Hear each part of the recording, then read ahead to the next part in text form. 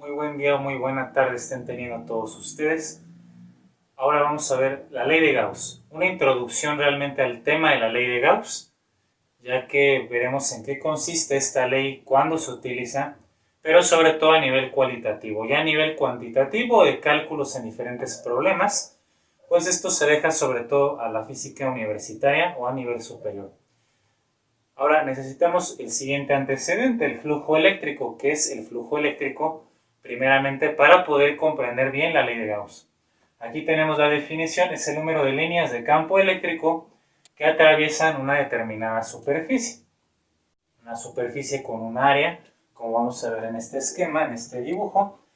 Tienes una determinada área aquí y tenemos el campo eléctrico atravesando esa superficie. Las líneas de campo eléctrico, como hemos visto en los videos anteriores, pues estarán aquí siendo de la misma magnitud o del mismo tamaño y de la misma dirección. A esto se le conoce como un campo eléctrico que es uniforme.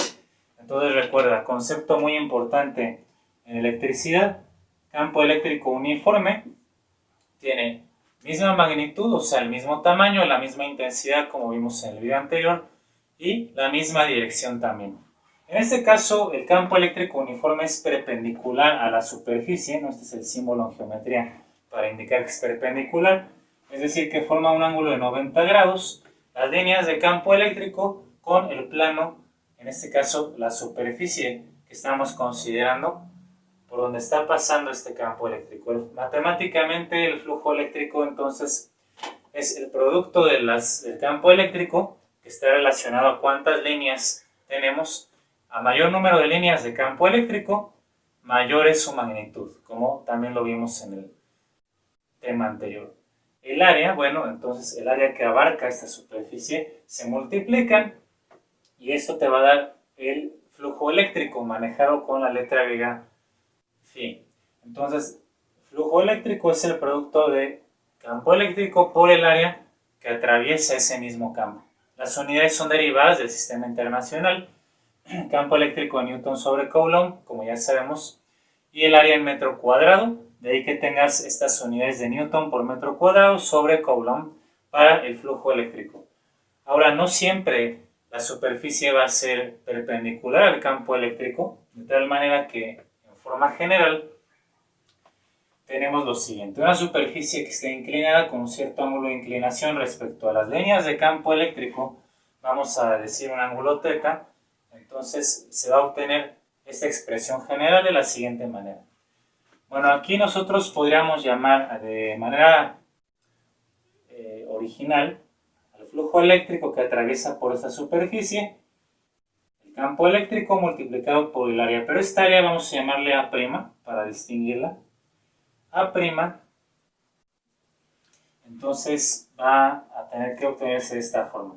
Volvemos a trasladar esta superficie o este plano hacia abajo, es perpendicular, y por ahí ve cómo las líneas de campo eléctrico atraviesan este plano de la misma forma que atraviesan el plano inclinado. Entonces la magnitud del campo eléctrico es la misma, pero A', aquí A' vamos a reemplazarla en términos del área de un plano perpendicular, como lo vimos al inicio. Para esto entonces voy a tomar un triángulo rectángulo con puntos, digamos, A, B y C. Observa este triángulo rectángulo.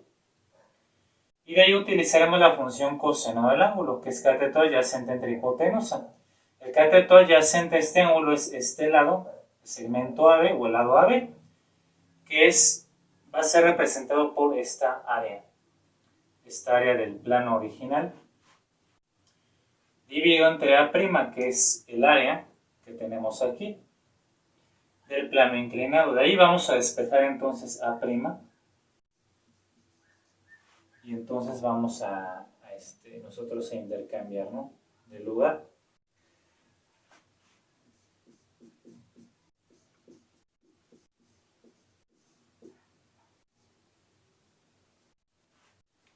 Esta área, entonces ahora va a ser, vamos a manejarlo así, esta área va a ser ahora A' por coseno del ángulo, que es lo que estamos reemplazando aquí.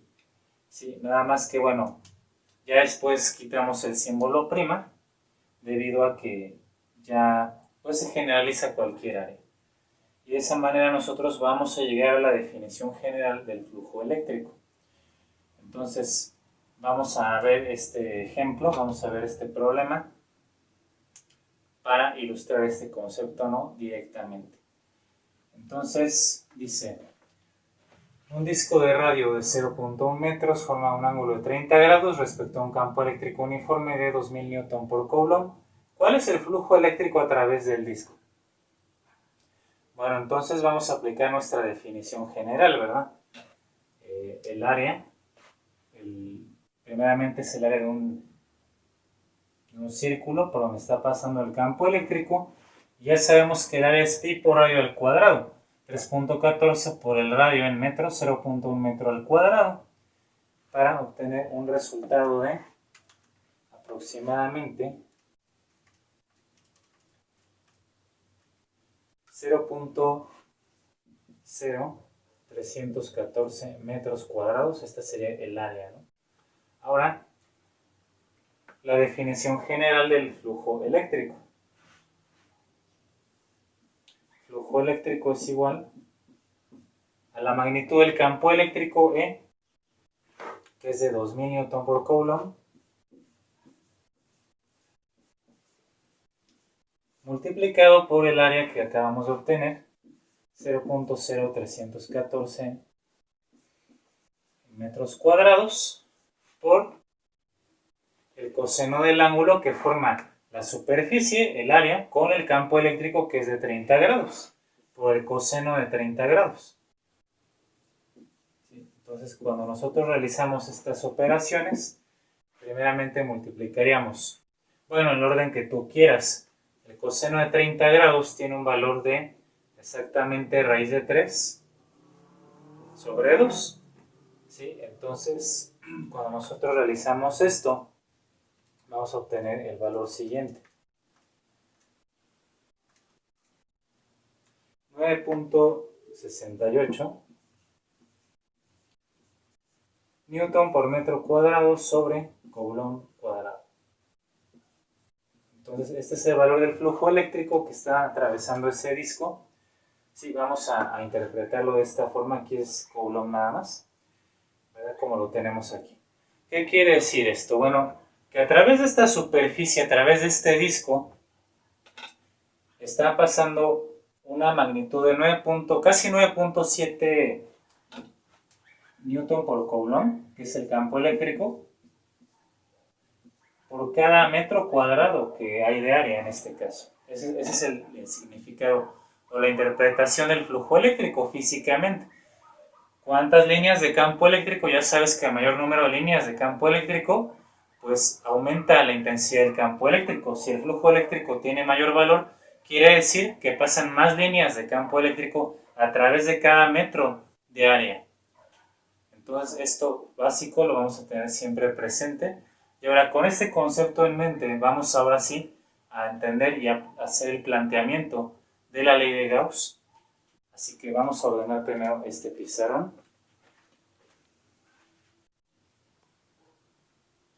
Entonces la ley de Gauss establece lo siguiente: el flujo eléctrico a través de cualquier superficie, vamos a subrayar eso, es muy importante. O sea, y aquí puede ser superficies de cualquier forma, superficies cerradas, ¿no? Pueden ser superficies cuadradas, esféricas, o de alguna otra forma, pueden ser superficies cilíndricas o irregulares como la que está aquí dibujada en color verde, que ahorita vamos a analizar de forma general.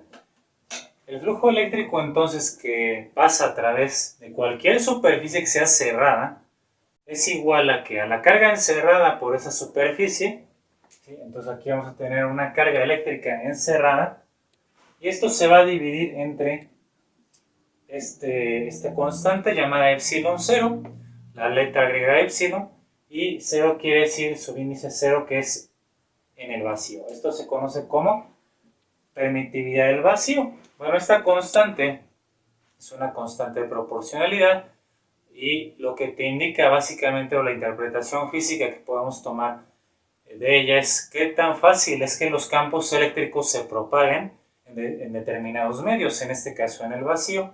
La permitividad del aire será otra, de un aislante, de un metal, de cualquier otro material va a ser diferente a la del vacío. Pero como comúnmente en los problemas se trabaja en el vacío, entonces se toma este valor.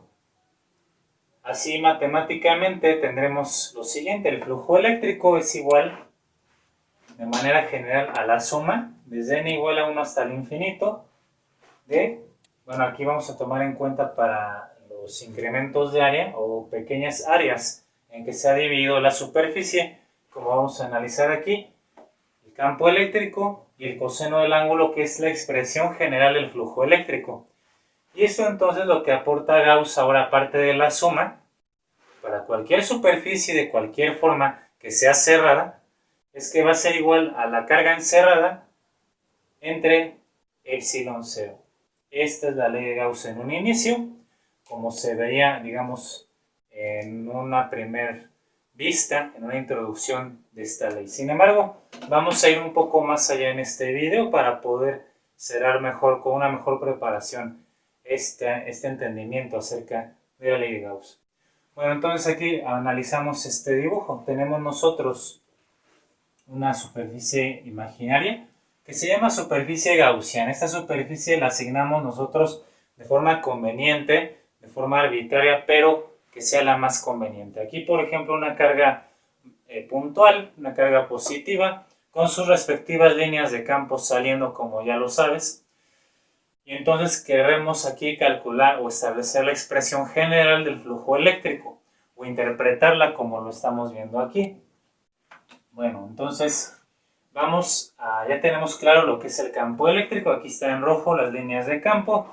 El coseno del ángulo ya vimos por qué en el concepto anterior del flujo eléctrico. Y tenemos que profundizar más acerca de esto delta A, las pequeñas áreas en que se está dividiendo esa superficie gaussiana, ¿no? Aquí la superficie específicamente de la que estamos hablando es esa superficie gaussiana. Es imaginaria, insisto, ¿no? Lo que nos va a permitir es, pues, calcular la magnitud del flujo eléctrico, o en otros problemas, incluso el mismo campo eléctrico que está generando, que es generado por esa carga eléctrica. Muy bien, entonces vamos a dibujarlo aquí de esta manera. Vamos a tomar pequeñas áreas que vamos a llamar diferencial de área. Bueno, delta A, ¿no? Delta incremento de área. Pero si nosotros hacemos extremadamente pequeñas estas áreas, infinitesimalmente pequeñas, entonces entra el concepto de cálculo diferencial. Es una diferencial de área. Es decir, cuando el incremento o esa pequeña área tiende a cero, se aproxima a ser cero, entonces tenemos este concepto de A, o sea, diferencial de área. Insisto, tenemos que poseer conocimientos de cálculo diferencial e integral para comprender este tema de la mejor forma. Ahora entonces vamos a sustituir este delta por una diferencial de área, áreas sumamente pequeñas, prácticamente que tienden a cero. Así entonces nosotros tenemos este concepto de la diferencial, y como sabemos por cálculo integral ahora, una suma donde nosotros estamos seccionando en pequeñas áreas, en pequeños elementos, pues tiene que ver con la integral, con la integración. El proceso de integración va a ser la suma o la sumatoria de todos esos elementos muy pequeños o infinitesimales, diferenciales en este caso del área. Por lo tanto, el flujo eléctrico va a ser también establecido de la siguiente manera. El flujo eléctrico va a ser igual a la integral ¿de qué? De la magnitud del campo eléctrico, que es un campo eléctrico uniforme nuevamente. Aquí estamos considerando situaciones de campos eléctricos que son uniformes, y por lo tanto, pues no voy a manejar incrementos de ello, ni diferenciales de campo eléctrico. Lo voy a manejar así, pero aquí conviene manejar el área en pequeñas secciones para que estos pequeños segmentos o pequeños incrementos de área, los vamos a ir repartiendo y luego sumando a lo largo de toda la superficie. Y así, al sumar toda esta área o superficie, pues vamos a tener aquí la diferencial del área. Y aquí vamos a manejar un vector, que realmente, fíjate, este vector del área, de la diferencial de área, por definición, sí, es un vector perpendicular a esa misma área. O sea, si aquí, imagínate que esta pequeña área la amplificamos,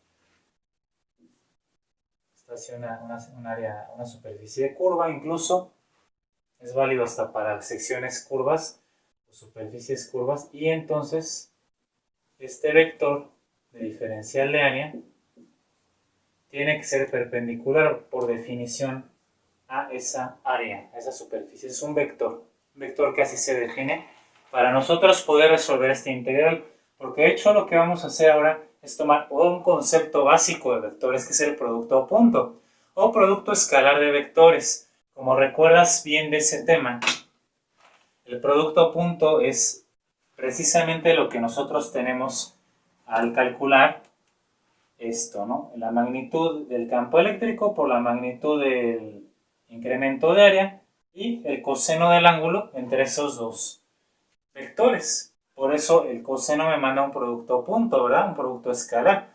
Obviamente que si yo no tengo claro el tema de vectores en este punto, pues no podemos seguir avanzando. Si es así, voy a poner ahí un enlace, o en la lista de reproducción de la carpeta de física tienes el tema completo de vectores, así que hay que saberse perfectamente primero eso, los vectores. Y aquí entonces ya esto se va a entender fácilmente. Tiene que ver entonces con eso el producto escalar. Y va a ser igual a esto mismo, a la carga que está encerrada dentro de esta superficie, esta carga positiva en este ejemplo, entre la constante epsilon 0. Carga encerrada entre epsilon 0. Y ahí tienes la expresión más general de la ley de Gauss.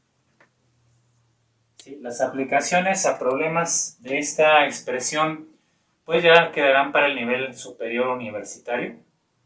De tal forma que únicamente quiero señalar la importancia que tiene la ley de Gauss, por lo menos a nivel cualitativo, y es la siguiente. Que comúnmente la ley de Gauss se utiliza, más que calcular flujos eléctricos, el mayor interés que tiene la ley de Gauss y las mayores aplicaciones en electricidad y después también en magnetismo, ya que existe una ley de Gauss equivalente en magnetismo para campos magnéticos, entonces es muy similar. Pero entonces en este caso la ley de Gauss de la electricidad, como también se le conoce esta expresión, la ley de Gauss de la electricidad o en la electrostática, cargas en reposo va a hacer que yo pueda obtener el cálculo de campos eléctricos resolviendo esta integral y luego despejando el campo eléctrico. Entonces campos eléctricos no solamente para cargas puntuales, porque eso pues lo vimos en la definición general de campo eléctrico. Esta ley de Gauss tiene un gran potencial para calcular campos eléctricos de diferentes distribuciones de cargas. Entonces, para distintas distribuciones de cargas eléctricas, como por ejemplo, ¿cuáles podrían ser? Q, que sería cargas eléctricas, ¿de acuerdo? Bueno, hay muchas posibilidades, ¿eh? Esto es apenas el principio. Cargas puntuales, como se ha visto en la ley de Coulomb, el video anterior campo eléctrico. Si queremos trasladar nosotros estos conceptos a otras formas de carga, cuerpos con carga, ¿no? Por ejemplo, tú puedes tener cuerpos esféricos con carga eléctrica, puedes tener un cilindro con carga eléctrica, puedes tener una línea con carga eléctrica, podemos tener también nosotros un plano o una superficie que está cargada eléctricamente y esto va a generar un correspondiente campo eléctrico, ¿no? Todas estas superficies que están cargadas, o cuerpos, mejor dicho, estos cuerpos que están cargados eléctricamente, pues hay correspondientes expresiones específicas para obtener los campos eléctricos en diferentes puntos de interés. Entonces, eso es lo que se obtiene ya con la integración, el concepto de diferenciales del área, producto de punto de vectores, etc. Y se realizan estos cálculos ya a nivel universitario o nivel superior, como les había comentado. De tal manera que por el momento aquí se concluye la introducción al tema de la ley de Gauss. Espero que les haya sido una buena aclaración, sobre todo cuando estos temas quizá muchos de ustedes nunca los han visto en sus respectivas escuelas y ahora los necesitan. Ese es el objetivo de este canal, como siempre lo he estado estableciendo, hacer aportaciones, ayudas, capacitación para ustedes como estudiantes en estas áreas. Así que nos vemos en el siguiente.